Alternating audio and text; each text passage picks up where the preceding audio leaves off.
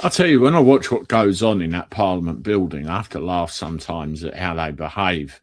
And one thing is very clear: they have a very particular set of rules that they like to go by, and it involves what you can say in there, the fact that you can't accuse anyone else of dishonesty, you have to mind certain language, you have to obey the party whip of the party that you belong to, you have very strict time limits with regard to speaking about particular subjects. That I can kind of get to a certain degree when you have business that you have to attend to and everything else. But everybody, and I mean everybody, has got to, I suppose, toe the line, haven't they? We'll have a look at that in a little while, but I want to show you a little bit of footage about one of Starmer's ministers, which caused a bit of an embarrassment and a bit of a scandal.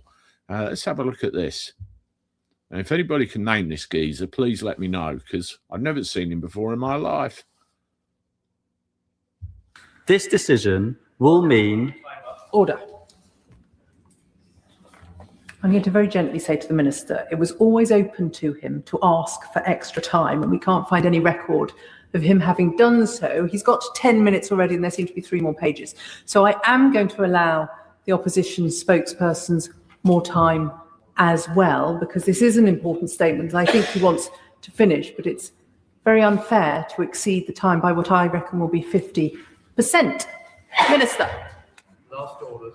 Madam Deputy Speaker, let me apologise profusely for not letting you know in advance. It's the first time I've done one of these statements, and I will not make the same mistake again. Right, he will not make the same mistake again. And he said, sorry, you know, she's looked over, seen he's got, what, 3 pages left. Now, 3-4 pages, depending on what you've got, can take about another 10 minutes. So how long's he been waffling for already? And she's more or less told him, you know, this is it. This is how long you've got. And equally, they have to give the person on the other side of the table time to respond to that as well. But remember what he said. I won't do this again. Well, let's continue watching.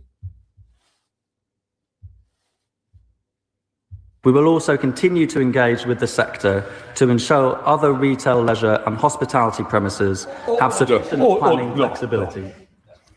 This is not acceptable. I'm going to be quite honest. The front bench have got to respond. When it's meant to be 10 minutes, it's 10 minutes. If people tell me in advance, I'm willing to work with them. But you just can't carry on.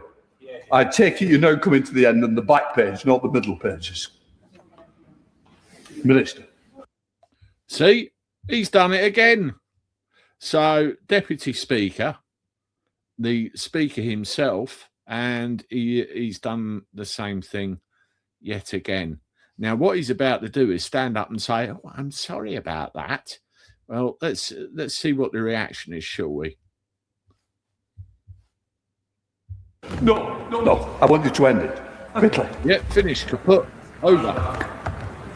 May I send my apologies, Mr. Speaker, for not letting you know in advance that the statement would be running over 10 minutes. Can I just say gently, are you not advised that it's 10 minutes?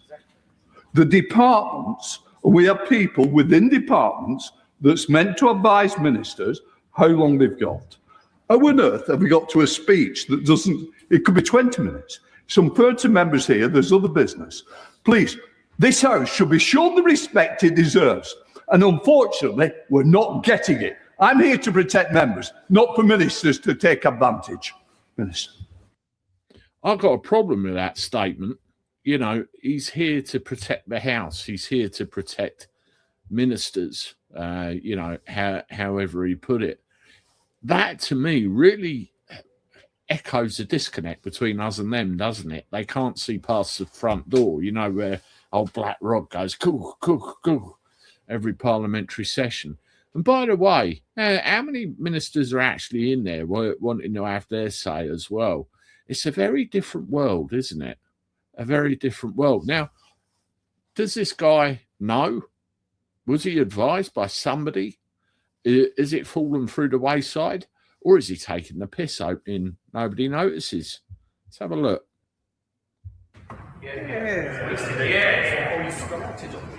Mr. Speaker, I will wrap up very quickly, and I want to apologise again. Apologies again, Mr. Speaker. It won't happen again. So, Hang on. That's 3 times now. Did you hear that? 3 times. Apologies, Mr. Speaker. It won't happen again. I appreciate that. But when the deputy's in the chair, I expect the same respect. When she says, time up, you do accept that ruling. She felt that you weren't stopping in time. So I don't want to get into it now. I will be speaking with the Chief Whip later. This decision... So he felt that she didn't get the respect that she deserved. When she said stop, she felt he didn't really want to. And he'll be getting into it later. Now, one thing that was mentioned at the end there is the Chief Whip. Now, constitutionally, there shouldn't be any whips because at the end of the day, those guys in there answer to us. When you start talking about Chief Whips, whipping here, whipping there, free-line whip, then, it takes away that freedom of action of MPs and they're no longer representing us. It's unbelievable, isn't it? But that's some of the inner workings, not once, not twice, 3 times. Oh, sorry, won't do it again. Won't do it again. What is it all about, huh? Unbelievable. And how is all this governed? Let's have a look at this. So I did a search. I said, what are the rules on how to behave in Parliament?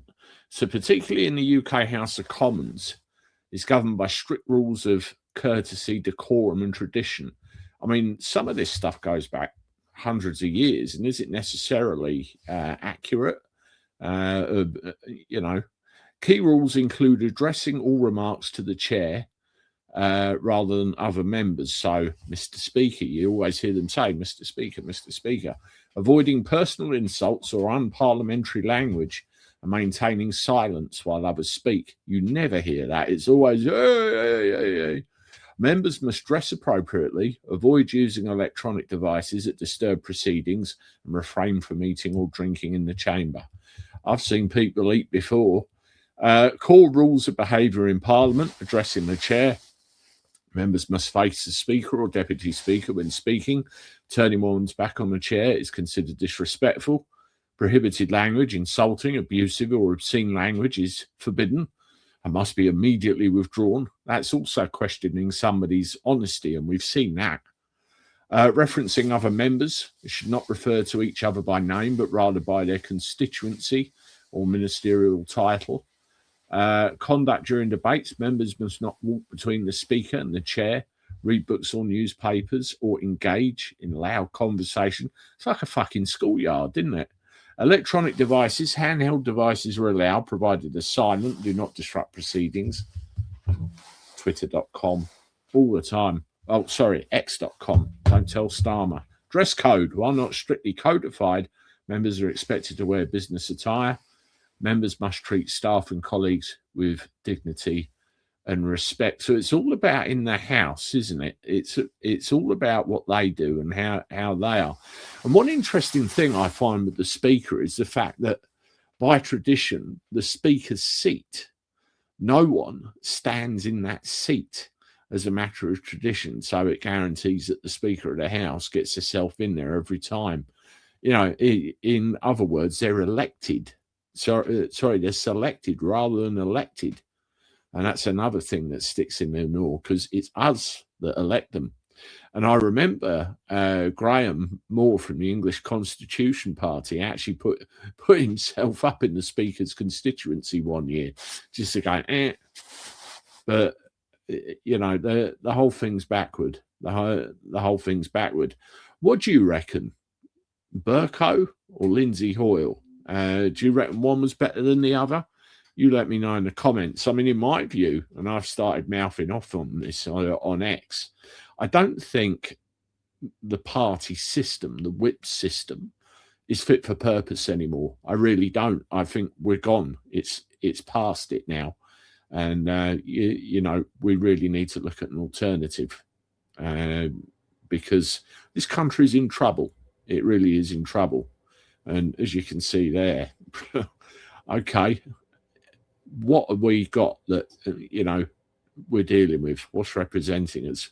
Let me know what you think in the comments. Hit the like button, subscribe to the channel. And as always, I look forward to talking to you soon. Toodaloo.